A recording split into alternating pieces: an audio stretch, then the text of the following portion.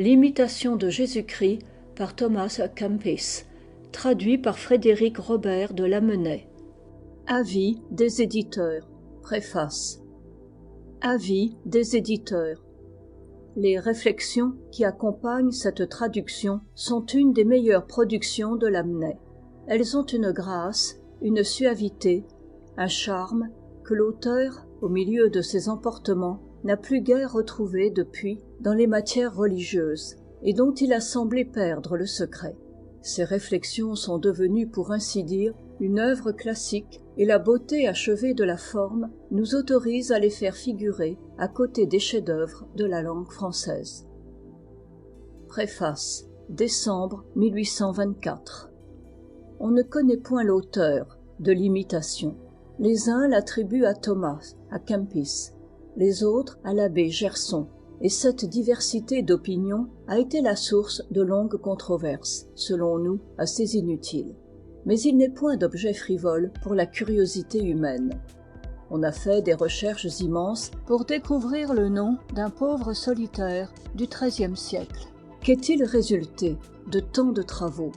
Le solitaire est demeuré inconnu, et l'heureuse obscurité où s'écoula sa vie a protégé son humilité contre notre vaine science.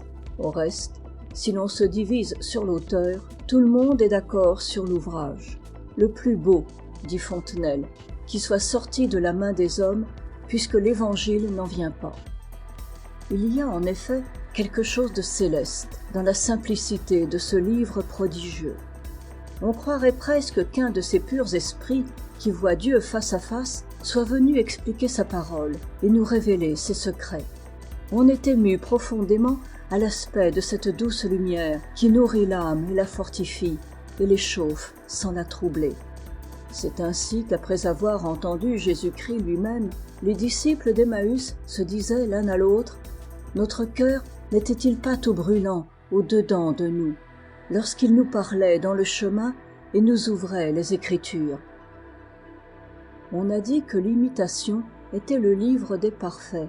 Elle ne laisse pas néanmoins d'être utile à ceux qui commencent. Nulle part on ne trouvera une plus profonde connaissance de l'homme, de ses contradictions, de ses faiblesses, des plus secrets mouvements de son cœur. Mais l'auteur ne se borne pas à nous montrer nos misères, il en indique le remède, il nous le fait goûter. Et c'est un des caractères qui distinguent les écrivains ascétiques des simples moralistes. Ceux-ci ne savent guère que sonder la plaie de notre nature. Ils nous effraient de nous-mêmes et affaiblissent l'espérance de tout ce qu'ils ôtent à l'orgueil. Cela, au contraire, ne nous abaisse que pour nous relever. Et plaçant dans le ciel notre point d'appui, ils nous apprennent à contempler sans découragement, du sein même de notre impuissance, la perfection infinie où les chrétiens sont appelés. De là ce calme ravissant, cette paix inexprimable qu'on éprouve, en lisant leurs écrits avec une foi docile et un humble amour. Il semble que les bruits de la terre s'éteignent autour de nous. Alors, au milieu d'un grand silence, on n'entend plus qu'une seule voix qui parle du Sauveur Jésus et nous attire à lui comme par un charme irrésistible. L'âme transportée aspire au moment où se consommera son union avec le céleste époux. Et l'esprit et l'épouse disent « Venez », et que celui qui écoute dise « Venez ». Oui, je viens, je me hâte de venir. Ainsi soit-il. Venez, Seigneur Jésus. Que sont les plaisirs du monde près de ces joies inénarrables de la foi? Comment peut-on sacrifier le seul vrai bonheur à quelques instants d'ivresse, bientôt suivis de longs regrets et d'un amer dégoût? Oh, si vous connaissiez le don de Dieu, si vous saviez quel est celui qui vous appelle, qui vous presse de vous donner à lui, afin de se donner lui-même à vous, avec quelle ardeur vous répondriez aux invitations de son amour. Venez donc et goûtez combien le Seigneur est doux. Venez et vivez. Maintenant vous ne vivez pas, car ce n'est pas vivre que d'être séparé de celui qui a dit « Je suis la vérité et la vie ». Mais quand vous l'aurez connu, quand votre cœur fatigué se sera délicieusement reposé sur le sien, il ne vous restera que cette parole: mon bien-aimé est à moi et moi à lui. J'ai trouvé celui qu'aime mon âme, je l'ai saisi et ne le laisserai point aller. Et vous qui souffrez, vous que le monde afflige, venez aussi, venez à Jésus. Il bénira vos larmes, il les essuiera de sa main compatissante. Son âme est toute tendresse et commisération. Il a porté nos infirmités et connu nos langueurs. Il sait ce que c'est que pleurer. L'imitation ne contient pas seulement des réflexions propres à toucher l'âme. Elle est encore remplie d'admirables conseils pour toutes les circonstances de la vie. En quelque position qu'on se trouve, on ne la lit jamais sans fruit. Monsieur de la Harpe en est un exemple frappant. Écoutons-le parler lui-même. J'étais dans ma prison, seul, dans une petite chambre, et profondément triste. Depuis quelques jours, j'avais lu les psaumes, l'Évangile et quelques bons livres. Leur effet avait été rapide, quoique gradué. Déjà, j'étais rendu à la foi. Je voyais une lumière nouvelle, mais elle m'épouvantait et me consternait en me montrant un abîme, celui de 40 années d'égarement. Je voyais tout le mal et aucun remède. Rien autour de moi qui m'offrit les secours de la religion. D'un autre côté, ma vie était devant mes yeux, telle que je la voyais au flambeau de la vérité céleste.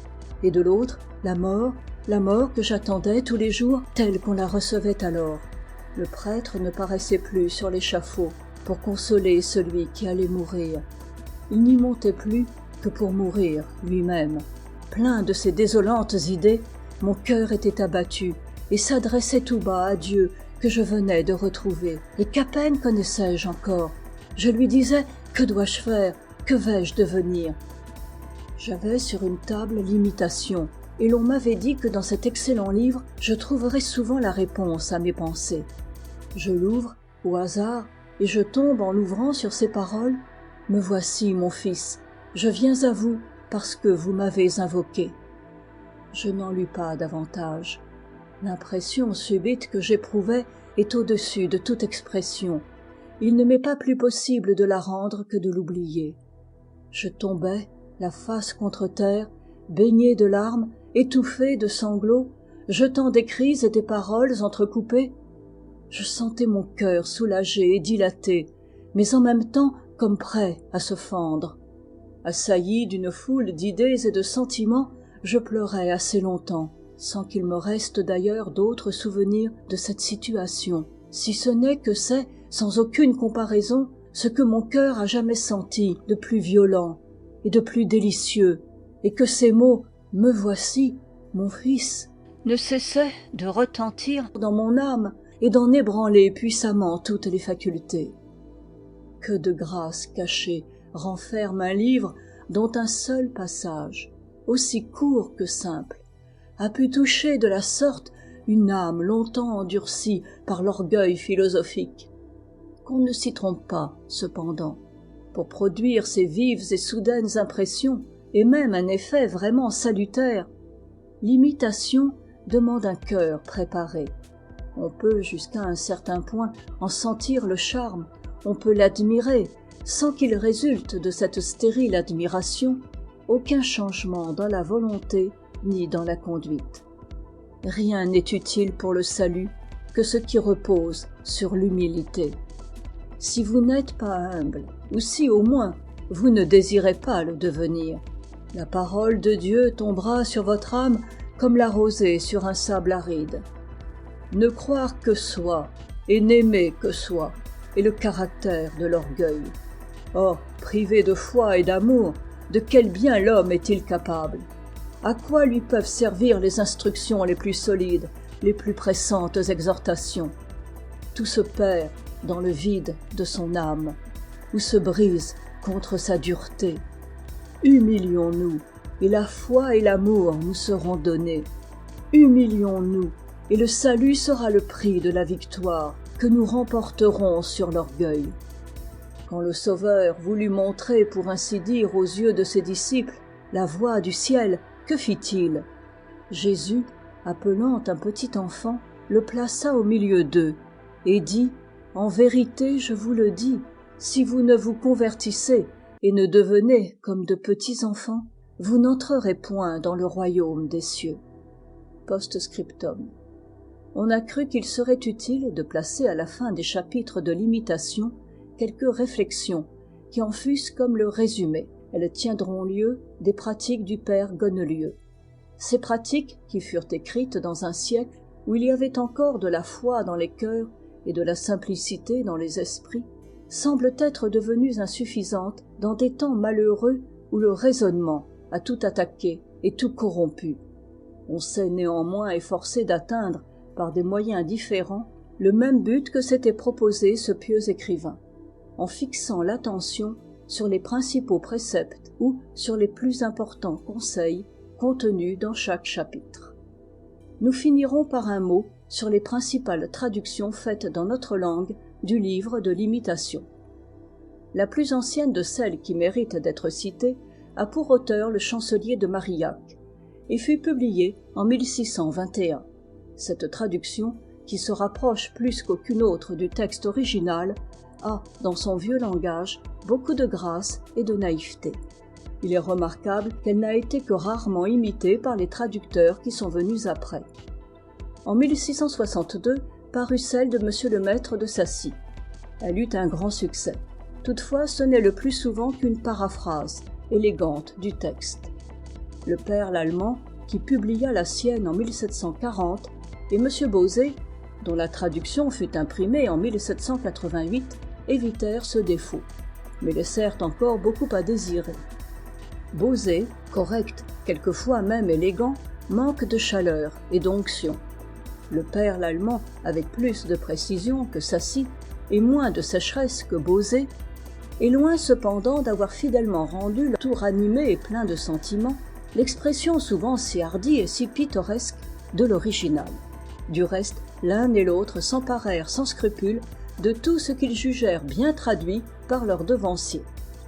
La traduction de Sacy a été depuis revue et corrigée par l'abbé de la Hogue, qui l'a fort améliorée, sans avoir cependant rien changé au système de paraphrase adopté par ce traducteur. Il nous reste à parler de la traduction qui, depuis un siècle, a été le plus souvent réimprimée, et qui, sous le nom du père Gonnelieu, auteur des pratiques et des prières dont elle est constamment accompagnée, passe pour la plus parfaite de toutes. Aben sua fata libelli. Ce singulier jugement que répète à peu près dans les mêmes termes chaque nouvel éditeur de cette traduction l'a rendu en quelque sorte l'objet d'un respect religieux qui semble bien hardi de vouloir essayer de détruire.